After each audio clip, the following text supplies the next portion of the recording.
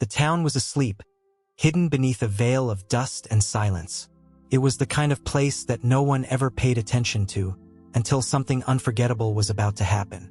As the sun began to dip below the horizon, a soft hum filled the air, slowly growing louder. The sound of roaring engines echoed through the streets, cutting through the evening stillness like a warning. A pack of bikers, leather jackets gleaming in the dying light, rolled into town. They weren't here for a casual stop. Their presence felt like a storm brewing on the horizon, ready to consume everything in its path. The motorcycles growled to a halt in front of the town's old diner, an unassuming building that had seen its fair share of quiet nights. But tonight would be different. Inside the diner, a few regulars sipped their coffee, unaware of the chaos that was about to disrupt their peace. The waitress wiped down a table, humming softly to herself, while the cook flipped a burger on the grill. All of a sudden, the door creaked open. The diner fell into a hush. A figure walked in, Mike Tyson, his face hidden under the hood of his sweatshirt. He looked like any other traveler, just passing through. He wasn't looking for trouble. He wasn't even looking for attention. But he had that something about him, that quiet confidence, that energy that made the room feel just a little different. The bikers noticed him immediately. Griff, their leader, locked eyes with him from across the room. A smirk spread across his face as he sized him up. What was this guy doing here? He didn't belong. Griff leaned in, his voice low but dripping with sarcasm. Hey, look at this guy. Thinks he's too good for us. The laughter from his gang was harsh, mocking. They didn't realize who they were dealing with. They had no idea that the man they were ridiculing wasn't just some outsider. They were about to make the biggest mistake of their lives. Mike Tyson wasn't just anyone. And soon they would find out the hard way. The tension in the diner quickly shifted as Griff's sharp eyes locked onto Mike Tyson. A slight smirk tugged at the corner of his lips. He didn't care who this guy was or where he came from. To him, Tyson was just another outsider in his turf, and outsiders always needed to be put in their place.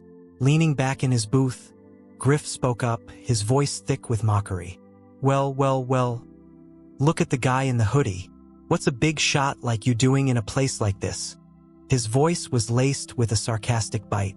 That car outside? Definitely not your style. Looks more like someone's trying to fit in. His eyes flicked toward the door where Tyson's ride sat, a sleek machine that seemed out of place in the dusty town. Mike didn't flinch. His eyes stayed focused on the table, his hand wrapped around his coffee cup. He wasn't interested in sparring with Griff or anyone else. He just wanted a quiet meal, but it was becoming clear that wasn't going to happen. Griff wasn't going to back down. Come on, man. You too good for a small-town diner? Looks like you don't belong here. Tyson finally looked up, his gaze calm and steady. I'm not here to start anything, he replied, his voice measured, almost peaceful. Just looking to eat in peace. But Griff wasn't done. His gang of bikers, hungry for trouble, started muttering amongst themselves. They weren't here for peace either. They surrounded Tyson, making the space feel smaller with every move. And that's when Snake, one of the more hot-headed members of the crew, moved in closer. Snake didn't care about playing games. He shoved Tyson's table, sending the plates clattering.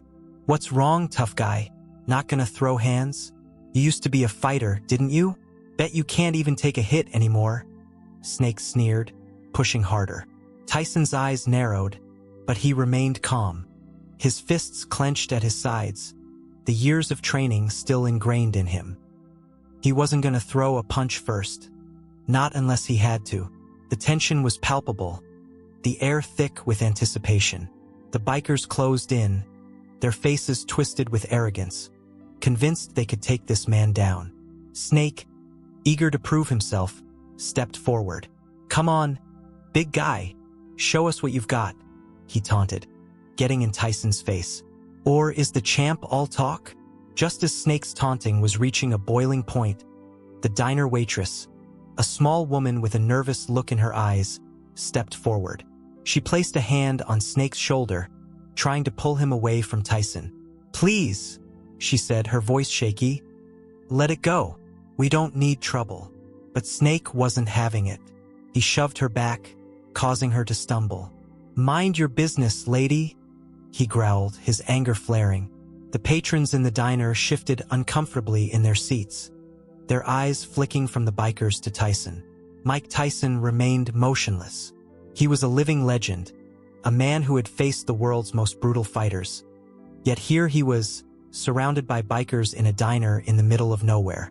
The quiet seemed to stretch on for a moment longer than it should have. Finally, Tyson spoke, his voice calm but filled with authority. "You really don't know who you're messing with," he said, each word deliberate, heavy with meaning. "I'm not who you think I am." His words weren't just a warning, they were a promise. A promise that this wasn't going to end the way they expected. The bikers might have thought they could intimidate him, but Tyson wasn't the same man they imagined. He wasn't just a former boxer, and soon they would find out the hard way. Snake scoffed at his words, clearly underestimating the man before him. But there was a flicker in his eyes, something that suggested he wasn't quite sure anymore. The room stood still for a heartbeat, as if time itself were holding its breath, waiting to see what would happen next. The doors of the diner slammed open, and the gang spilled out into the parking lot. The sound of their boots hitting the pavement echoed in the otherwise quiet street. They didn't waste any time, each member eager to escalate things further, sure that Tyson would back down now that they had the upper hand. Griff, however, felt the need to prove something. He wasn't going to let a has-been intimidate him, especially not in front of his crew. Tyson, unfazed by the growing hostility, followed them outside. His pace was slow, deliberate, and calm. It was as if the world around him was slowing down. He could sense the building tension in the air, but he wasn't worried. He wasn't the same man he once was, but he knew exactly how to handle people who thought they could push him around. The fact that they were underestimating him only played to his advantage. Griff turned to face Tyson as they reached the center of the parking lot. "What's the matter, tough guy? Scared?" he taunted, his voice dripping with mockery. He looked around at his gang, and they grinned in return, feeding off his energy. Griff pulled out a thick, rusted chain from under his jacket and swung it around. "Let's see if you can back up that mouth of yours. You don't belong here, and I'm gonna make sure you never forget it." The gang circled around Tyson like sharks closing in on their prey. There was a sense of anticipation, as if they were waiting for Tyson to make the first move. They all believed he was just a washed-up fighter, a man whose reputation was nothing but a fading shadow. But they were wrong. Tyson didn't flinch. He looked Griff directly in the eyes, his gaze unwavering. "I don't want trouble," he said, his voice still calm, his hands loosely by his sides. "I'm just passing through. This doesn't have to go any further." But Griff wasn't listening. The crowd of bikers grew rowdier, cheering Griff on, throwing out insults, and shouting at Tyson to fight. It was clear now. This wasn't just about Tyson's presence. It was about their pride. They weren't going to let him walk away without paying the price. Griff's smirk widened as he took a step closer to Tyson, the chain swirling dangerously in his hand. "You think you can just walk away? Show us what you've got, old man. Or are you just a coward?" Tyson's lips tightened into a thin line, but he didn't move. He wasn't going to let them provoke him into an unnecessary fight. But as the gang continued to shout and jeer, Tyson knew that this wasn't going to end without a fight. He wasn't afraid, but he wasn't stupid either. He wasn't going to let Griff and his gang believe they had the upper hand. Finally, his voice broke through the chaos. "I said back off," he warned, his tone now more serious, commanding. "You don't want to do this." Griff laughed, a harsh, guttural sound. "Make me," he sneered. He swung the chain toward Tyson, his eyes filled with malicious intent. In an instant, Snake, one of the bikers, lunged forward with a baseball bat. His move was fast, but not fast enough. Tyson sidestepped it with ease, his body swaying like a leaf in the wind. He moved with such fluidity, it was almost as if he anticipated every move before it happened. The biker's eyes widened as Tyson's reflexes took over. He didn't just avoid Snake's swing. He countered with a quick jab to Snake's ribs. The hit landed perfectly, and Snake stumbled back, clutching his side in pain. The gang paused for a split second, unsure of what they were seeing. Tyson's calm demeanor and precise movements left them stunned. His fists were like lightning, each strike landing with pinpoint accuracy, while his body moved like a well-oiled machine. He didn't waste any energy. Every move he made was purposeful, calculated, and deadly. The slow motion of Tyson's movements revealed his expertise. He wasn't just reacting. He was controlling the situation, using his speed and agility to stay one step ahead of the gang. Another biker swung a punch, but Tyson dodged it effortlessly, countering with a devastating body shot that left the biker gasping for air. The gang's confidence started to waver. Griff, now visibly frustrated, yelled at his gang to charge at Tyson all at once. It was clear they were desperate, but Tyson was prepared. As one of the bikers rushed in with a wild swing, Tyson ducked, his body bending low before he shot up with a crushing uppercut that sent the biker crashing to the ground. It was chaos, but Tyson was in control. Each biker that tried to take him down found themselves outmatched, struggling to land a hit. They were no longer the predators, they were the prey.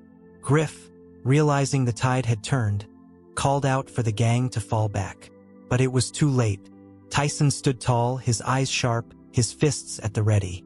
The bikers were on the ground, nursing wounds, and struggling to regain their footing. The few who remained standing were breathing heavily, their confidence shattered. The fight had gone from a street brawl to a one-sided display of Tyson's raw skill. The gang had underestimated him, and now they were paying the price for it. The parking lot was a battlefield now. Tyson stood poised, waiting, while the gang struggled to regain their composure. They had underestimated him, thinking they could break him with sheer numbers. But Tyson wasn't just any man. He wasn't some washed-up fighter they could intimidate. His body was a finely tuned machine, built for speed, strength, and precision. And now, it was time to show them the true power of a man who'd survived battles both inside and outside the ring. Two bikers came at him simultaneously, thinking they could overwhelm him with a coordinated attack. Their fists swung wildly, trying to catch him off guard. But Tyson's movements were fluid, like a dancer's. He ducked under the first punch, his body bending with ease, and in one swift motion, he snapped a jab to the gut of the second biker. The man stumbled back, gasping for air. Without missing a beat, Tyson spun around and delivered a brutal left hook to the first biker's jaw. The impact was so forceful, the man dropped like a ragdoll to the ground. The remaining bikers hesitated, unsure of what to do. Tyson was a blur of controlled chaos. His hands were lightning fast, his legs sturdy and steady. He wasn't just dodging their attacks. He was dismantling them one by one, showing no mercy, yet not wasting a single movement. Every strike was intentional, every step calculated. Griff, watching in disbelief as his crew fell one by one, decided it was time to intervene himself. He had seen Tyson dodge, counter, and defeat his gang with ease. His bravado was slipping, and desperation began to take over. He pulled out a switchblade, its metal gleaming under the dim lights of the parking lot. "You think you're tough? Let's see how you handle this." Griff sneered, stepping forward, his eyes burning with anger. His hands shook, but he hid it behind a mask of bravado. He slashed the blade toward Tyson's face, the motion quick but full of rage. Tyson didn't flinch. He knew this was coming. He'd fought men far more dangerous than Griff in his life, and he wasn't afraid of a little knife. As the blade came close, Tyson's hand moved with lightning speed. He grabbed Griff's wrist, twisting it just enough to disarm him with a fluid motion. The knife flew from Griff's hand, landing harmlessly on the asphalt. Griff stared at Tyson wide-eyed. He hadn't expected the fight to turn out this way. Tyson wasn't just a man of fists. He was a man of control, of experience. He could read a situation in the blink of an eye. Without wasting a moment, Tyson tossed the switchblade aside, his expression cold. He wasn't interested in using a weapon. He didn't need it. He had something far more effective: his raw strength and unparalleled skill. "Stay down, Griff," Tyson said quietly, his voice calm but filled with authority. Griff growled in frustration, but his confidence had all but disappeared. He backed away, trying to get some distance between himself and Tyson. The remaining bikers, once full of bravado, were now second-guessing their decision to pick a fight with a man who had just demonstrated his unshakable control over the situation. They tried to regroup, but it was clear their momentum was gone. They were now a scattered group, looking for any way to escape the humiliation that had already set in. Tyson's presence alone was enough to break their will. They had underestimated his strength, but it was more than just physical power. It was the fire in his eyes, the sheer force of his will that couldn't be defeated. Griff, however, wasn't done. His pride was too large to swallow. He lunged at Tyson one last time, desperation in his eyes. But Tyson was faster. He dodged the charge effortlessly, stepping aside as Griff rushed past. Then, with a single powerful movement, Tyson unleashed a punch that landed square on Griff's chest. The blow was like a thunderclap. Griff's body jerked violently as the wind was knocked out of him. He crumpled to the ground, his breath leaving him in a rush of air. He didn't move after that. The gang stood frozen, watching as their leader hit the pavement, unable to stand up. One by one, the remaining bikers started to back off, realizing they were out of their depth. The battle was over, and Tyson had claimed his victory. They had been humiliated, beaten not just physically, but mentally. Tyson stood tall over the group, his chest rising and falling with each breath, but his face remained impassive. He wasn't looking for glory, wasn't interested in their defeat. All he wanted was for them to understand. Sometimes the greatest strength comes from knowing when not to fight. The distant sound of sirens grew louder as the sheriff's car pulled into the lot. It wasn't the first time he had dealt with trouble in this area, and it certainly wasn't the first time he had seen a group of rowdy bikers causing chaos. He recognized the bikes immediately, the same gang that had been terrorizing locals for weeks. But what caught his attention even more was the figure standing tall among them. Tyson, a man known for his power, but even more so for his sense of justice. The sheriff had heard the stories, the whispers of what Tyson had done in the past, and now, standing in front of him, the reality was undeniable. The sheriff parked his vehicle, stepped out, and surveyed the scene. Tyson was calm, his demeanor cool despite the earlier violence. The bikers were on the ground or backing away, beaten but not broken. Tyson hadn't drawn unnecessary attention or overdone it. He had neutralized the threat without going too far. The sheriff had seen enough. He gestured for his deputies to step in, swiftly and efficiently cuffing the gang members. No one resisted. They were too defeated, physically and mentally, to fight back. Tyson didn't even flinch as the sheriff walked up to him, his face unreadable. "You handled that well," the sheriff said, nodding toward the fallen bikers. There was no judgment in his voice, just acknowledgement. Tyson gave a simple shrug. Had to be done. They wouldn't stop. The sheriff let out a quiet sigh, knowing exactly what Tyson meant. He wasn't here to start a war, but he wasn't going to let hate and aggression take root either. He glanced over at the bikers, who were now being loaded into the back of the patrol car. "I'll take it from here," the sheriff said, turning to Tyson. "You've done enough." Tyson didn't need praise. He wasn't interested in a pat on the back or a handshake. He simply nodded, his expression as calm as ever, and turned away. There was nothing left to prove. As he walked toward his SUV, the sheriff watched him go. Tyson wasn't just a fighter, he was a man of principles. His strength lay not in his fists, but in his ability to walk away from violence when it was no longer necessary.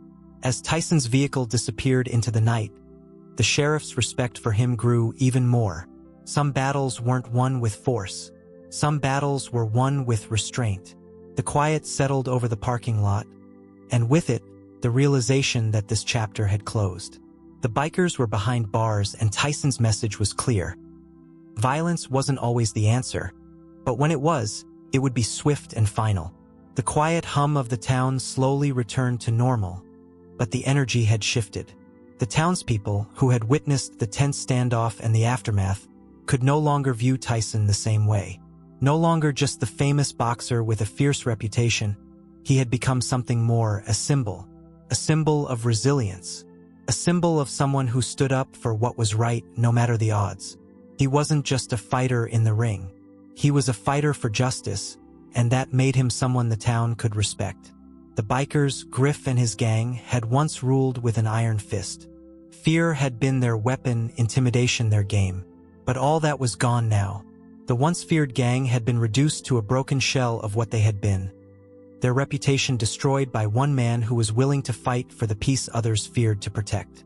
The bikers' arrogance had led to their downfall, and the townspeople could see it clearly. They had been living in fear, but now, with Griff and his men arrested, the shadow over the town was lifted. People could finally breathe again. Tyson didn't need to stay. His purpose had been served. He had come, fought for what was right, and walked away, just as quietly as he had arrived. But what he left behind was far more lasting than anything he could have imagined. It wasn't about the punches or the violence. It was about standing firm no matter the obstacles.